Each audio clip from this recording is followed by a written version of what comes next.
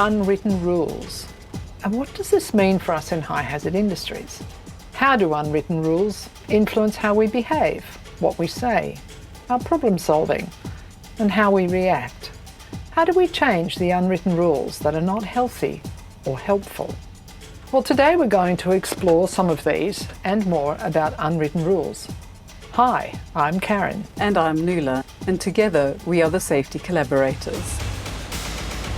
Have you ever questioned, why do things get done like this around here? Or how does everyone else know what's expected? There's no rules, there's no procedures, but everyone else seems to be doing the right thing, and I keep getting looked at like I'm doing something wrong, but I'm not quite sure what that is. Yep. And one of my other lovely examples is when we walk into an elevator and you push the button and everyone automatically turns and faces the door. And when someone doesn't, how there's that incredible discomfort of, why are you looking at us and why are you not watching the numbers or waiting for the door to open? Yeah. And are you curious about why is that? These are the things that just happen and we almost don't know about it. And I'm so looking forward to this conversation around, let's explore, where does this come from? So as I started doing some research for this episode, I came across this terrific website called Unwritten Rules Lab. Who knew, right? There's some good stuff on there, and they're researching and developing new ideas and thoughts around this all the time. So we'll share these links in the show notes on the website.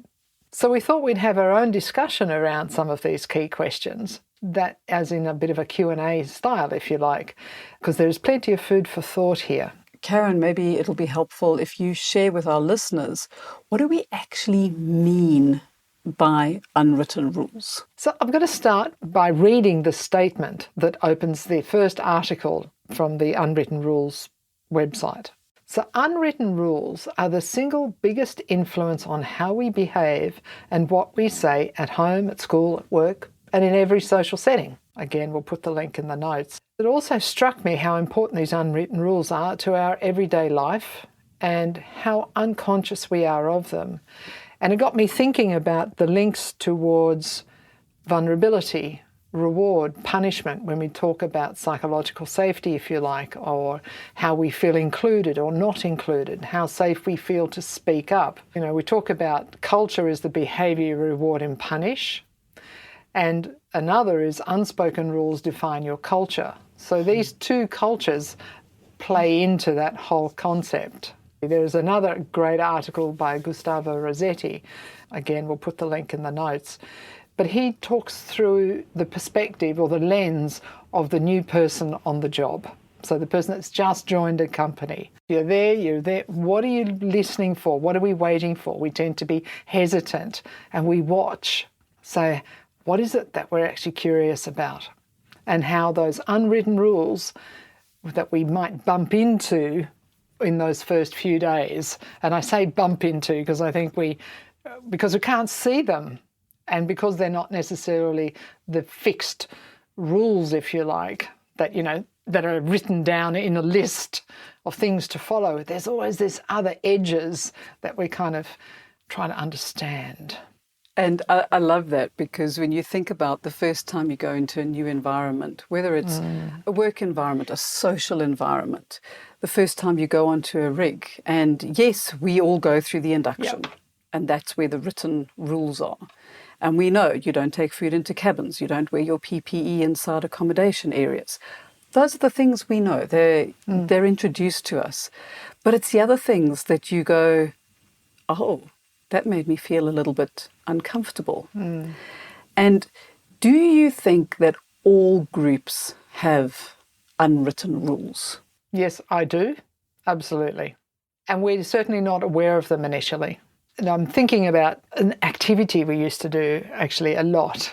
Right. We used to, when we're running workshops, this is before the days of Zoom workshops, but anyway, you know, so when we're on site. When we're in person. Running with some workshops, you know, around this, we would actually play this activity called Sheets. And we put one person in a chair in front of the other people in the room, and we cover them in a sheet. And then we slowly ask them to remove items from themselves. So it could be a belt, a shoe, or whatever. We didn't actually tell them what to remove, No. right? I remember the question, take off something Yes. that you do not need. And invariably, no one ever takes the sheet off. But the audience... And sitting there going... Eventually, but it takes them a while as well. It They're does. going, It does. pointing and gesticulating, and Absolutely. you're going, shh. And the whole thing is that, you know, even in those few minutes, there's some assumptions, if you like, being made. Well, because the facilitator, who at that point in time is the manager or the leader or the supervisor in the room, has made this thing that says I have to wear a sheet. So that's the last thing they think of taking off. So our behaviours as leaders has a big impact on the unwritten rules as well. Absolutely. And that brings us into what happens when we violate unwritten rules. You know, at worst, it's discomfort. It's a bit of a faux pas. You get those funny glances of like wide-eyed, not saying anything, but the look is saying, what are you doing? And why are you doing it like that? Yeah. You know, it's not like unwritten rules, by breaking them, we're not going to end up going to prison or having probably a legal action against us. But we are going to feel that complete discomfort. And by following the unhealthy unwritten rules in a group could actually lead us to actions that could then potentially break written rules or written guides or expectations that then has another set of consequences. And often it's as you've said already, it's the new people in a group that, or in a way of working or a social environment that can see the difference between the different groups and the different societies and ways of doing things, and question and go, oh, why are you doing it like that? I've never done it like that. You know, why are you mixing that part of the ingredient first? I always do it in this order. You know, whatever that is, it's not going to particularly damage the recipe or stop the job from going ahead or stop the social interaction from happening, but it does raise eyebrows along the way. And how do we recognize that? How do we help people, you know, be more conscious of these are the unwritten rules that we just live by. They help us every day, but, you know, are they healthy or are they unhealthy? How do we recognise them in the first place? And I think some people are better at it than others, intuitively. I wonder how much of our getting of wisdom might help us in recognising unwritten rules or not, or the speed of it. And there's a statement in one of the paragraphs on the site that says, you know, the ability to recognise unwritten rules may be inversely related to power. And when we say power, we don't necessarily mean, well, maybe we do actually, you know, the leaders, you know. Yes.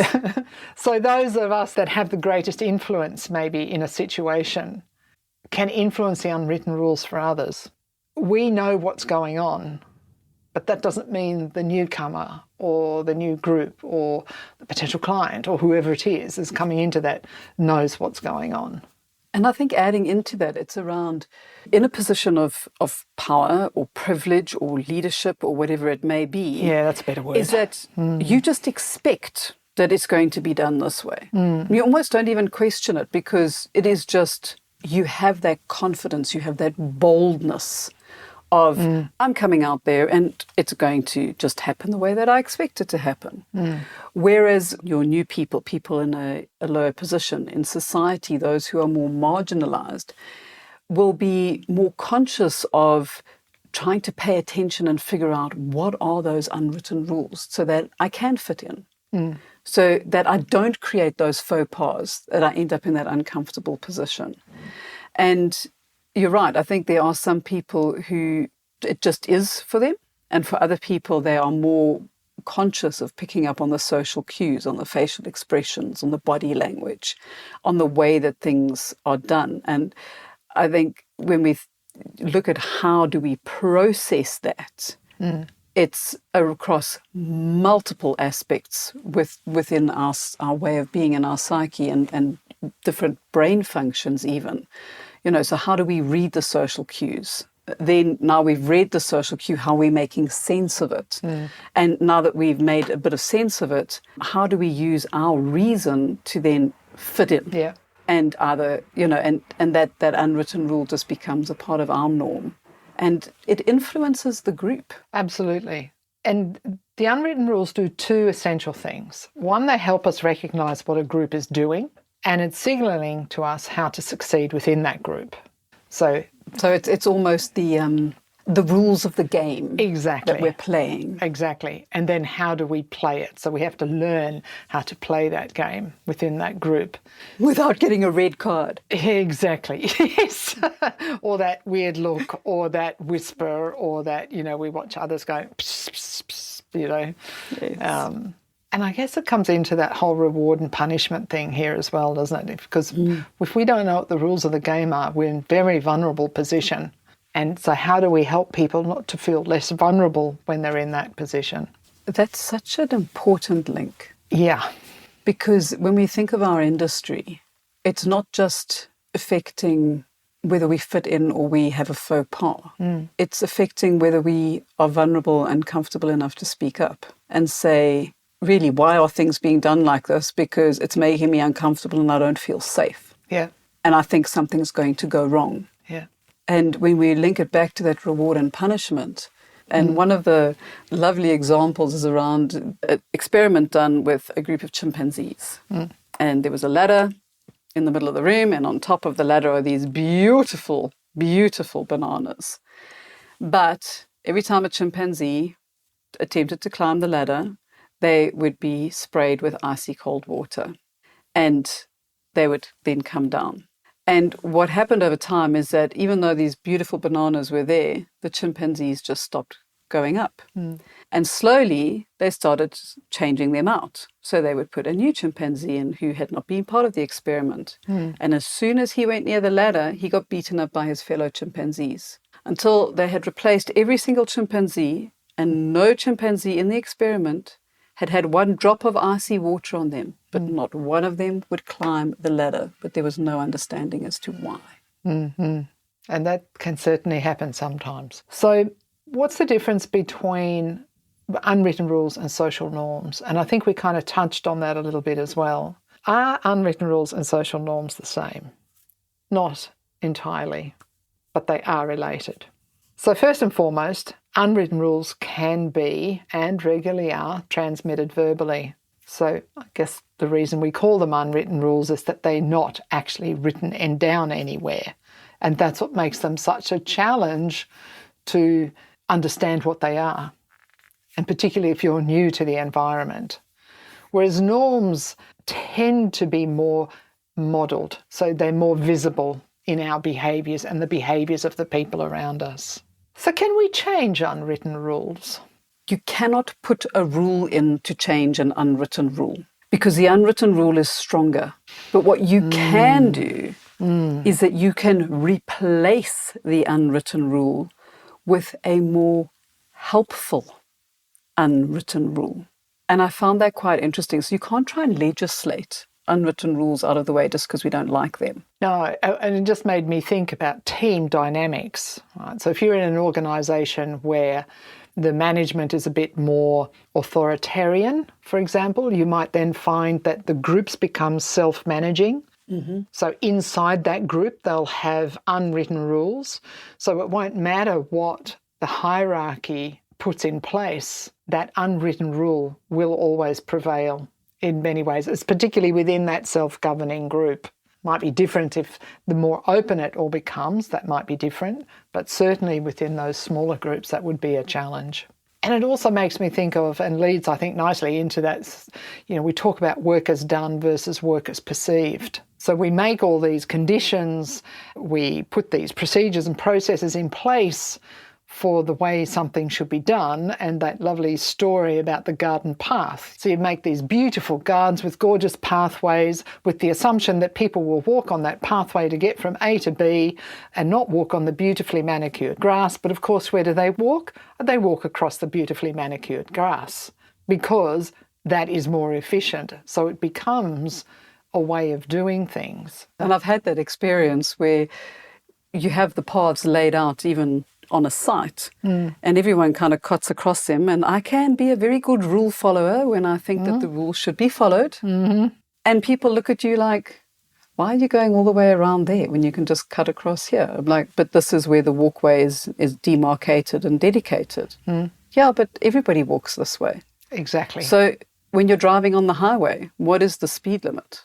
The speed limit might be 65 miles an hour. However, if everyone else is driving at 75, it's okay for you to drive at 75 too.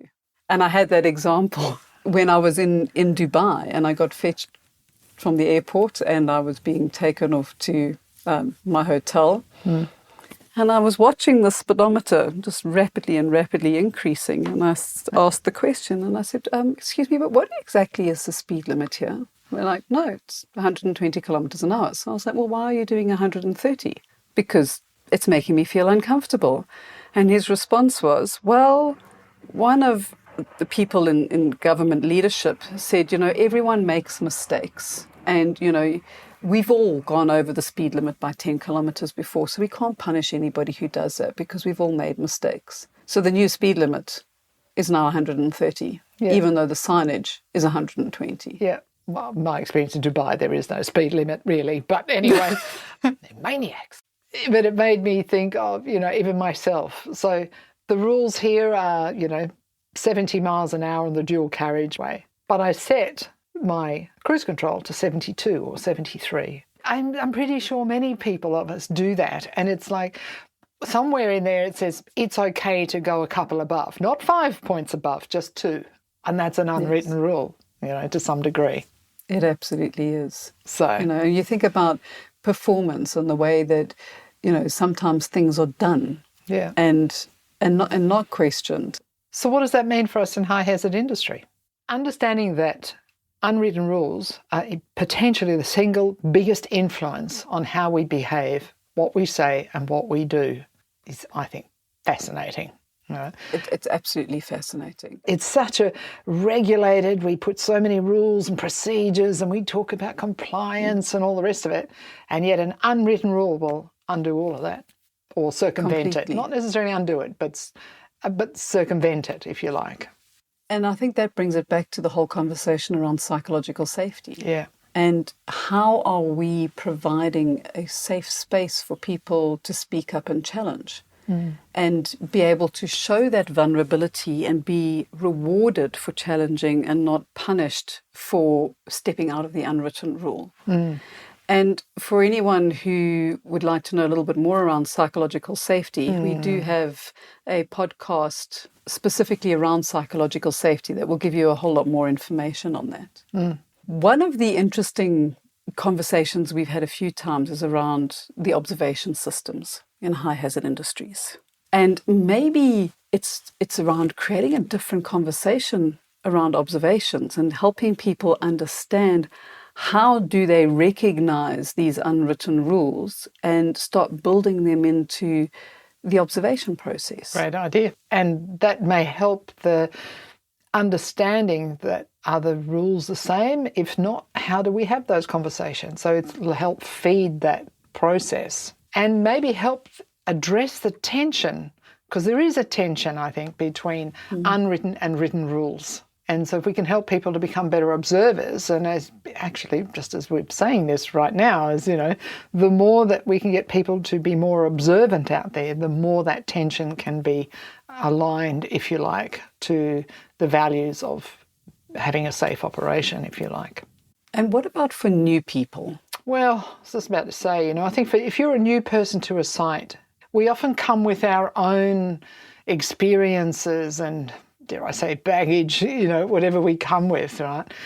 Be patient. There will be a gap. There will always be a gap until you start to become part of the fabric and start to unconsciously become aware of those unwritten rules. So we suggest that people don't fight what's different, but rather try to learn and reflect on it and maybe ask questions rather than provide solutions, right? So your experience are very helpful at different times, but maybe just in the beginning, it's slow down a little bit and just be more observant and ask more questions.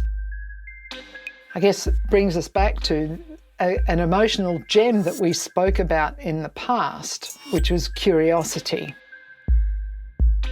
So if we think about curiosity, it means that the story of curiosity is that something's interesting to you and that you want to know more. One of the core values of curiosity is that by nature it engages with us and immerses us in the world around us. So how might you strengthen that curiosity? Well, one way is to step back, be curious about the unwritten rules you may have noticed or not noticed. Challenge the team to question and to reflect on things as they are done around here. So don't fight what's different, try to learn and reflect. Use your curiosity. Similar feeling emotions are confusion, skepticism and wonder. So don't be surprised if you feel some of these other emotions as you're learning and trying to understand the unwritten rules in your environment and situation. And most importantly, be curious about why things are done the way they are around here. And ask, is this still serving us, or do we need to find a better way?